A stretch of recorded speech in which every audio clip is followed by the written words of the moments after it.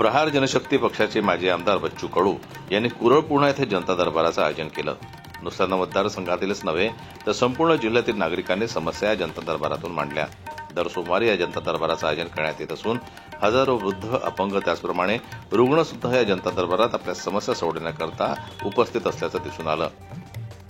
पाहिलं आहे संपूर्ण जिल्ह्यातील समस्याग्रस्त या ठिकाणी समस्या घेऊन आलेले आहेत आणि बऱ्याचशा समस्या निघालेल्या आहेत. परंतु दादा, मोर्शी तहसीलमध्ये गेल्या अनेक दिवसापासून वृद्धांचा पगार त्यांना मिळालेला नाही, ही एक फार मोठी समस्या. मोर्शीमध्येच नाही, पुऱ्या महाराष्ट्रामध्येच ते हाल आहे. आणि निवड वृद्धाचे नाही तर दिव्यांग वृद्ध असेल, एमर्जन्सीमध्ये काम करणाऱ्या मजुरीचे पैसे हे सुद्धा 6-6 महिने भेटले नाही, विहिरीचे पैसे भेटले नाही, घरकुलाचे पैसे भेटले नाही. हे सगळे पैसे गरिबाचे या सरकारनं अडवून ठेवले. इथं मंत्र्याचा पगार अडला नाही, सचिवाचा पगार थांबला नाही, कलेक्टरचा पगार थांबला नाही, आमदाराचा पगार थांबला नाही. परंतु अजूनही घरकुलाचे कित्येक हप्ते तसेच पडून आहे. भाड्याच्या घरात लोक राहतात.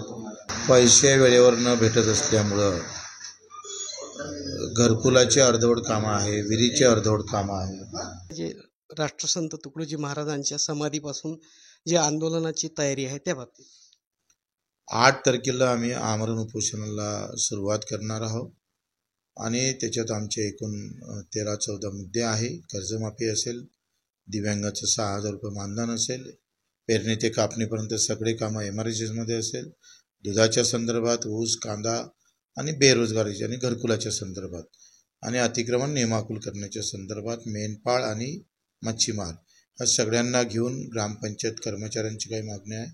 असं घेऊन मी 8 तारखेला आमरण उपोषणाची सुरुवात करतो आहे. आमची 4 तारखेला एक मोठी सभा होईल. पहिले रॅली निघेल आणि रॅली झाल्यानंतर सभा होईल.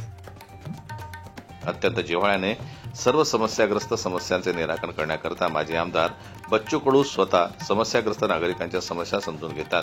बच्चू कडू यांच्या जनता दरबारातून समस्या तर निकाली निघतातच, परंतु आम्हाला भावनिक आधार मिळत असल्याचं मत उपस्थित नागरिकांनी यावेळी व्यक्त केलं.